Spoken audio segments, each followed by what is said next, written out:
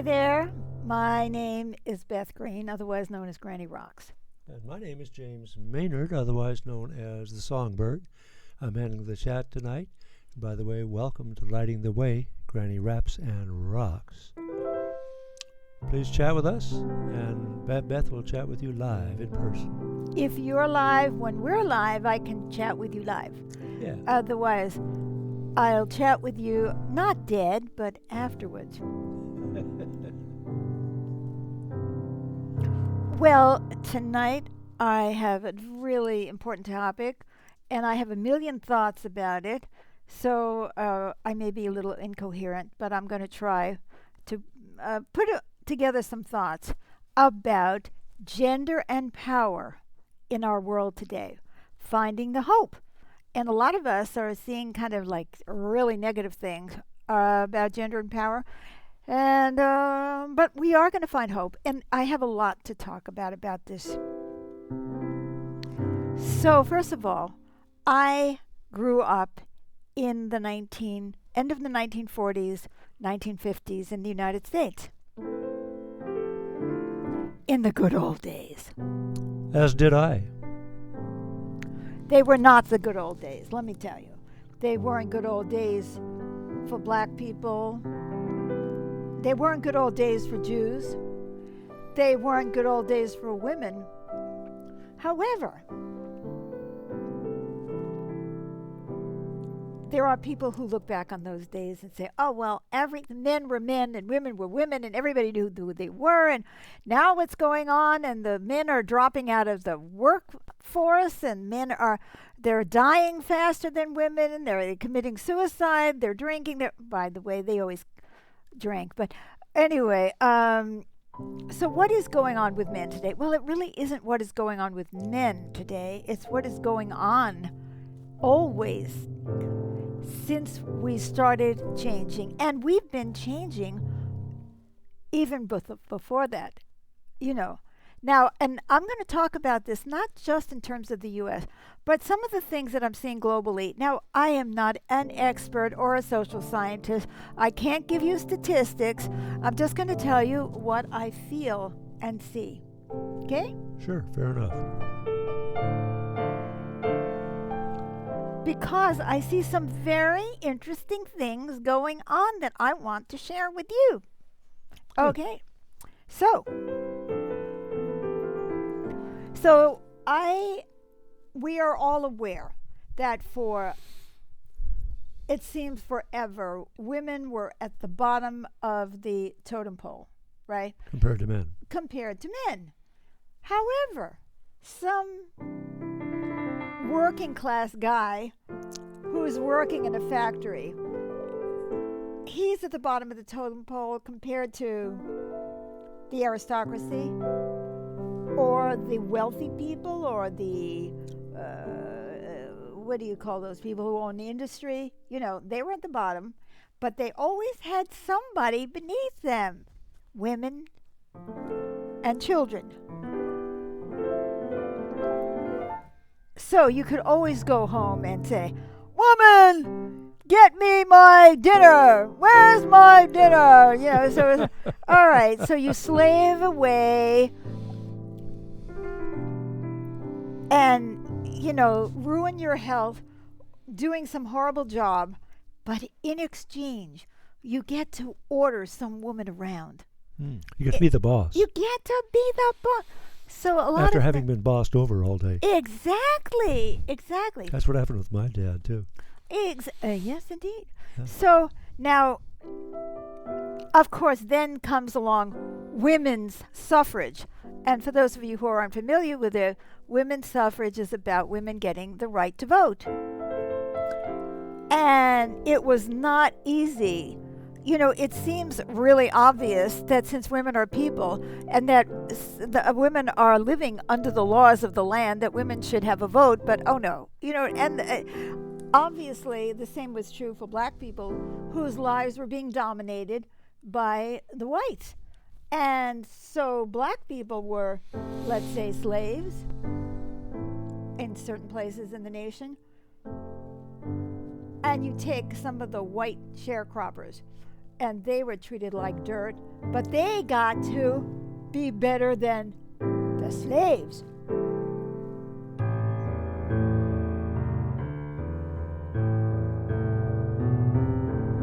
So there's always somebody you got to be better than. And of course, then you get to lord it over your children. And I mean, this is kind of situation. And even if don't have people you're immediately better than, you can always be prejudiced. Oh, yes. And assume that you're better than some other group of people. Right, and act like you are. Okay, Yeah. so what we see is there is a payoff, that you get to feel better. But there is something really lousy about this, because you get to tell yourself you're better off, but you're not really uniting with the people that you have something in common with to overthrow a system that's hurting everybody, right? Divide and conquer. So now all of a sudden, and it wasn't all of a sudden, it took a long time, women said, I want to vote, I want to vote, I want to vote. Yes. What about all men are created equal? What about all humans are created equal? What about blacks and whites are created equal, and so on? Of course, now we have lots of immigrants from lots of other nations who were treated badly. I mean, you could be treated badly because you're German or Polish. There are so many jokes, Polak jokes and other kinds of jokes. So everybody was divided up and fighting one another. So now when women started fighting for power, it was bloody. It was bad. It was hideous. The stuff that, people said, and it isn't just a question of, poverty. What about the women in the aristocracy who were cutting their ribs out in order to have smaller waists so they would look thin to please some concept of what women were supposed to look like? Everybody was in a box. Now, I want to tell you, there has never been men are men and women are women. Never. Let me tell you. Look at the American West. You think those pioneer women were worrying about their corsets? They were worried about fighting off the Native Americans whose land we had stolen, right? Or the bears, or whatever it is. It was the same thing in China when they bound the feet of the women. They couldn't do that with peasant women because the peasant women had to work. You could only have the privilege of having your feet bound if you could afford to not do anything. Because if you're just falling over because your feet are bound, well, then there it is. So what I'm saying, this is insane stuff that's going on everywhere and, all around the world. And in most societies, there was somebody who was at the bottom. Often it was women. Now, women started fighting. By the way, many of those women came out of the anti-slavery movement. Did you know that? You may have known that already. Women who were fighting for the abolition of the slave trade and the abolition of slavery, they were saying, well, wait a minute, what about us? Where are we? And so you saw that. And the same thing happened with the Vietnam War. A lot of the women who were in the anti-war movement discovered, like I did, that if you were a woman, you just didn't really have anything to say because nobody was going to listen to you. All the honchos were men, and obviously because they had the male pedigree, they were much smarter than the rest of us, right? We had nothing to say, right? Well, I want to go back a little bit in time. During World War II, a lot of women were out working, and because the men were out killing or being killed, right? And everybody knows the story that when the men came back, they were supposed to go right back on top where the women had taken over. They had the Rosie the Riveters, and the women were doing these jobs that the men had done before. So you had to squeeze the women back into the house when the women had a little taste of independence. They didn't really like it. And that is what you call the 1950s. The 1950s, they created this concept of the lovely housewife and all of that. Well, you know something? In the working class, women could not be hanging around just, taking care of their kids. They were out working in the field, in the factories to make a living. So this concept of the willowy woman, I happen to be a willowy woman, it's not my fault. I'm just a sick white lady. Anyway, this concept of the willowy damsel in distress type woman did not exist for working class women anyway. They were working in the cigar factories and, in the schmanta shops. What is that? The garment. Anyway. But women were being stuffed back into the house, and we've got this whole mystique of the nuclear family and how wonderful it was. Well, isolating women. Now, remember this TV show, Father Knows Best? Indeed. And Ozzie and Harriet, they played their roles to the hilt. Now, I'm not saying in the bad old days when women were also working in the factory that they weren't being beaten by their husbands. They were, because it was still the same thing. Women were still below men, and that was a big, big problem for the men because the men had to work to eat and to feed the family, right? Yeah. So, you think you got it good then. You didn't got it good, men. You were always trapped in jobs that you did not want or forced to compete or forced to make money or you're supposed to know best. Maybe you don't know best, but you have to walk around pretending that you know best because this is what the role of the male was. And everybody gets caught up in this culture of that is what a man is and this is what a woman is, but it's not so. In fact, I read that I may be mistaken, that in the Middle East, women did not wear veils at first, that did not come from Islam, it came from Turkey, that women were wearing veils because that was in their culture and then it spread. So a lot of the ideas that we have was like, oh, it's got to be this way, it's got to be this way. It was all created by human society. Now, why is this important for us to talk about today? Oh my God. Because today, nobody knows who they are, or what they want to be. Now, and we see massive dislocation of men and women and gays and trans and others and non-binaries, right? People are having identity crises. Well, what's the good news in that? Well, let me tell you something. If I were a young man today, living in the United States, I wouldn't want to be a man. Because that meant that I had to pretend that I didn't hurt, act like a macho asshole, fling myself at other men and get concussions in football, or make it big, somehow make a lot of money.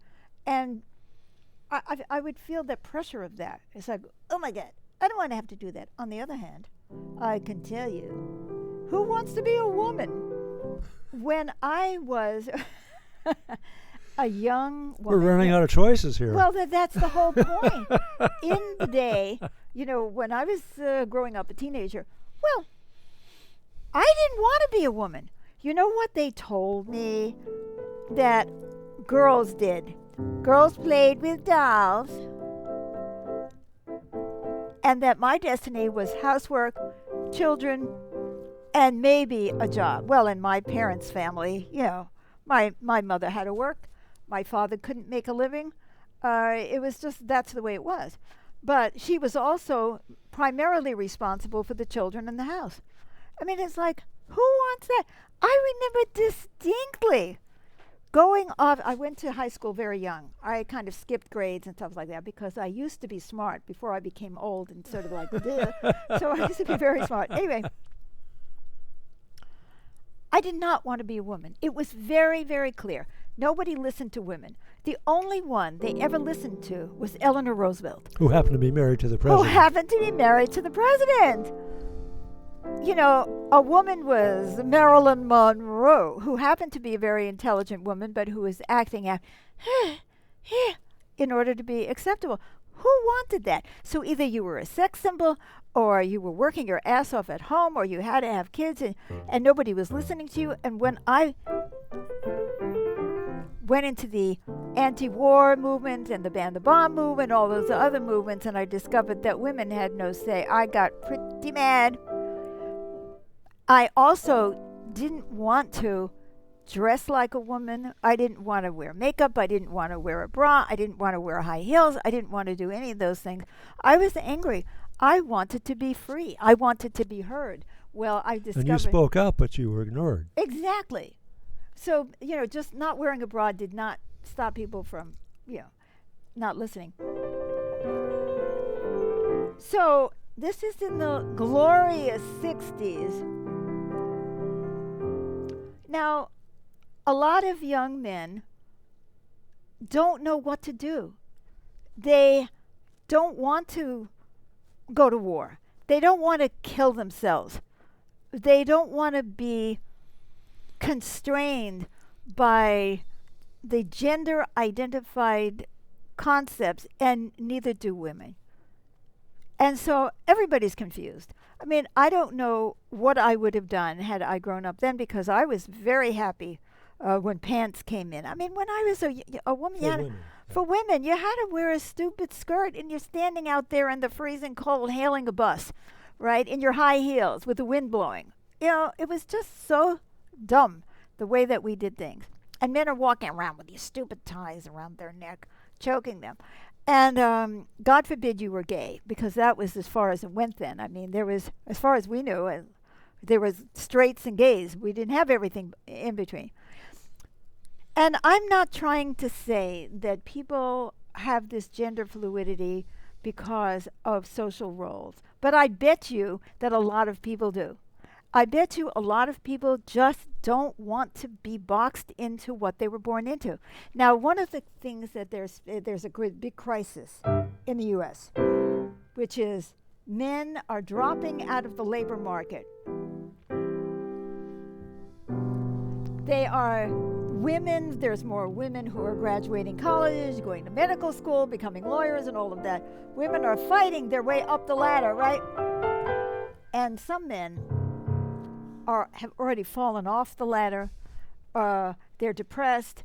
They're not getting their puff anymore. They used to at least be able to abuse us. But now what have they got? And I'm sure many of them are questioning, after COVID, but that was just a small part, though, this decline of men in the workforce that apparently has been going on for decades. And as women have been moving further and further into the workforce, the paid workforce, because women have always been working, obviously, in the home and doing what we used to call the second job. So I think a lot of men aren't getting the puff anymore.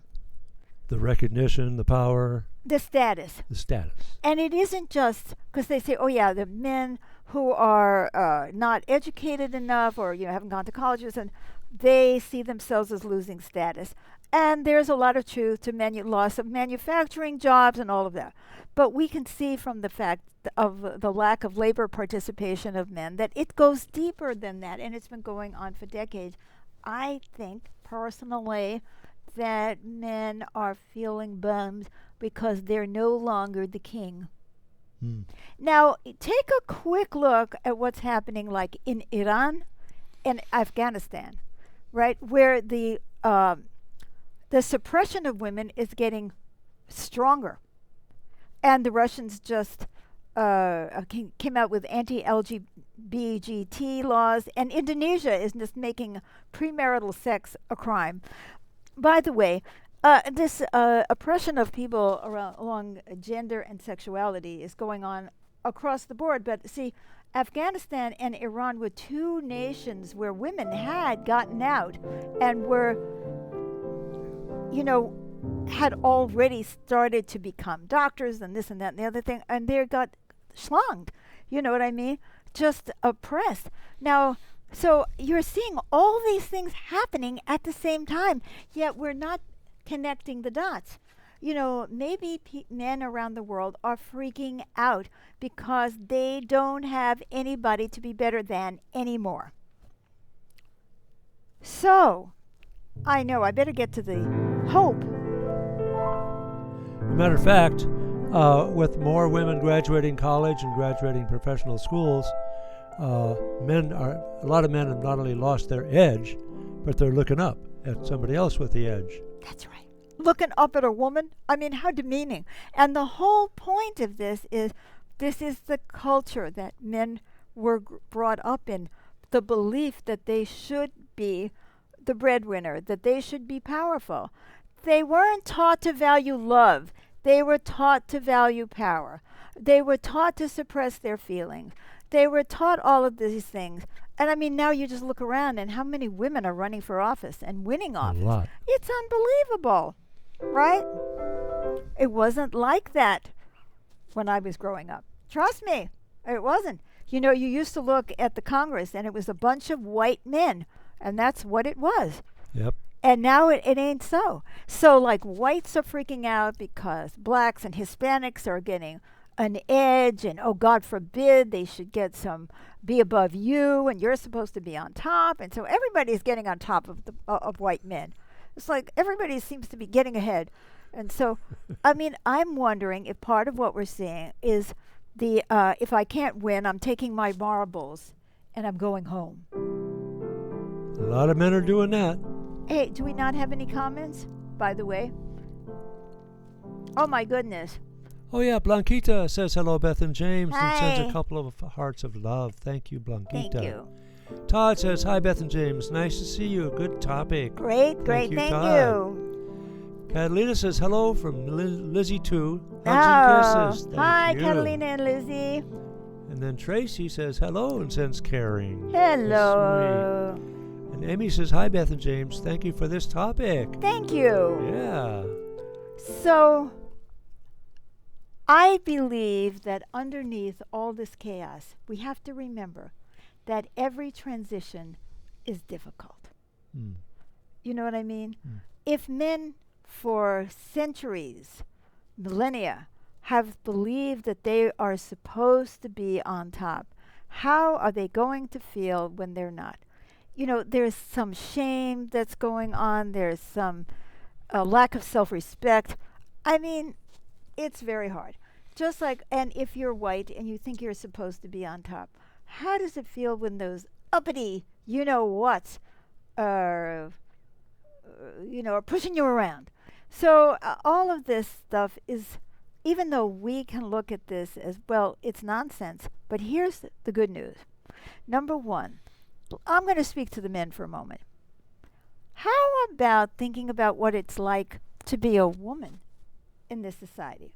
To be expected to be sexy, to be expected to be soft, to be expected to be sweet, to be expected to be on the bottom.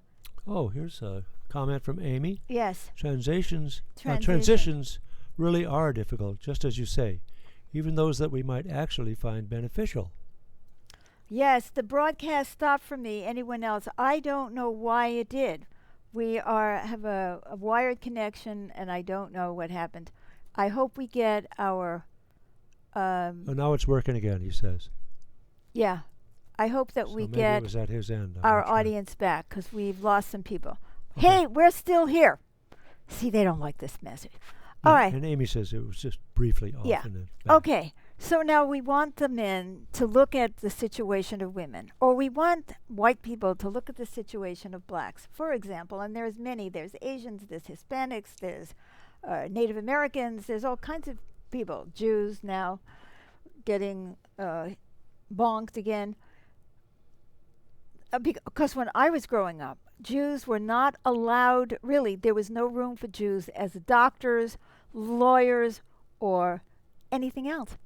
There just weren't any because there was so much discrimination. See, I bet you wouldn't believe that. Probably half the doctors you go to now are Jewish.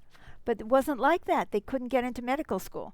Everybody has to fight in order to be heard and to be seen.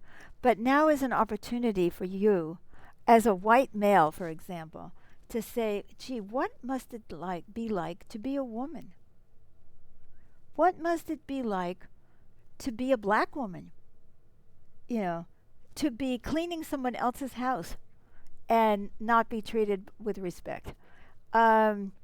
to not have money to pay your bills, to have to work so many jobs and so on. What is it like?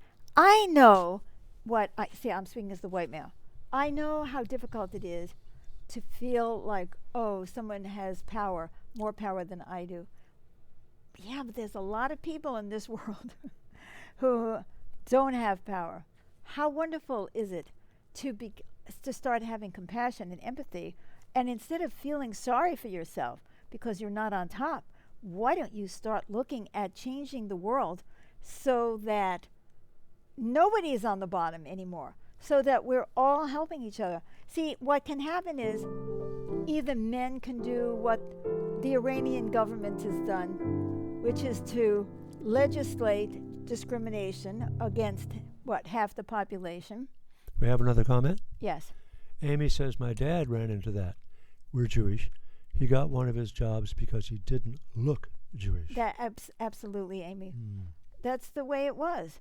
And it still is in some ways, anti-Semitism is coming back. So we have an opportunity, guys.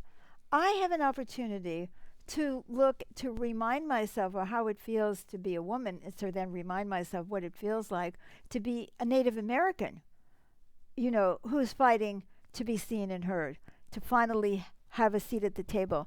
You see, we can take this as an opportunity for growth for ourselves, and we can also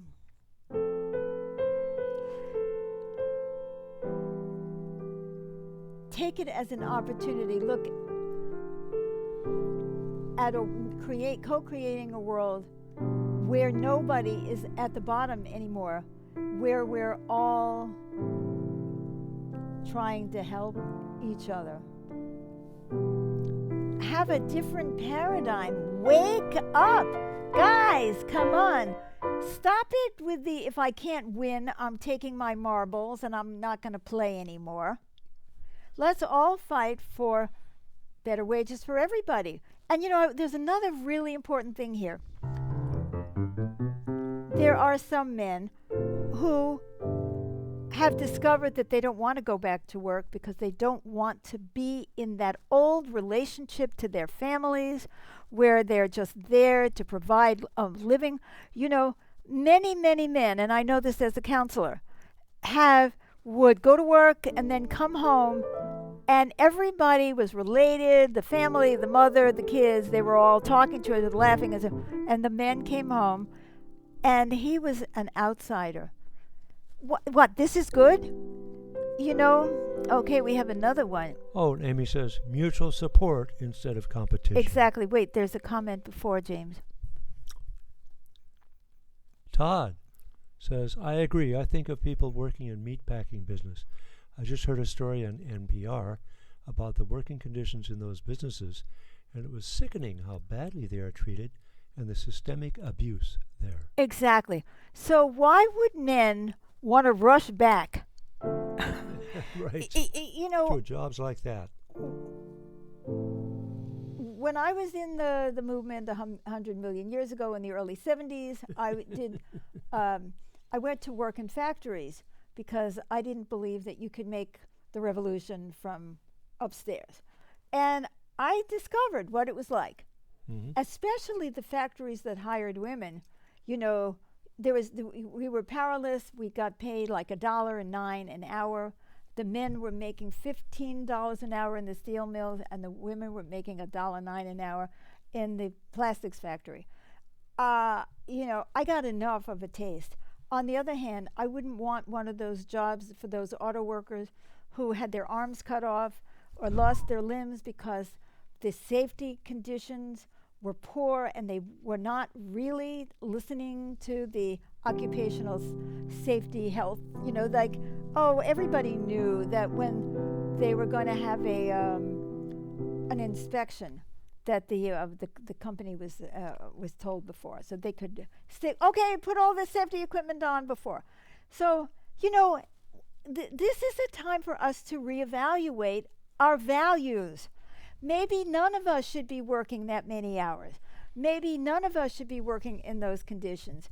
Maybe we need to reconfigure the world so that everybody is actually getting nurtured, and stop thinking that our goal in life is either to escape facing how powerless we are and getting angry at our wives or at black people or whatever our backlash happens to be, or climbing the ladder, which is the ladder to ulcers, stress, and misery, and co-create a different world. And I better shut up because we have run out of time. And this is Lighting the Way, Granny Raps and Rocks, and we broadcast every Wednesday at 6:30 p.m. Pacific Time. Please love this show. Please follow our page. And share the show with others. Please share the show with others. People are talking about men today and why they're dropping out in this and that. Why don't you share this if you found it useful? And don't forget to come back tomorrow, every Thursday night at 7 p.m. Pacific Time for Magical Improvs, where we play music the whole time. So thank you for listening. Thank you for being with us. I can't believe how the time flew away. And we love our audience. We really do. We appreciate you. Yeah, great to have you with us, and thanks for coming. Bye-bye for now. Bye-bye.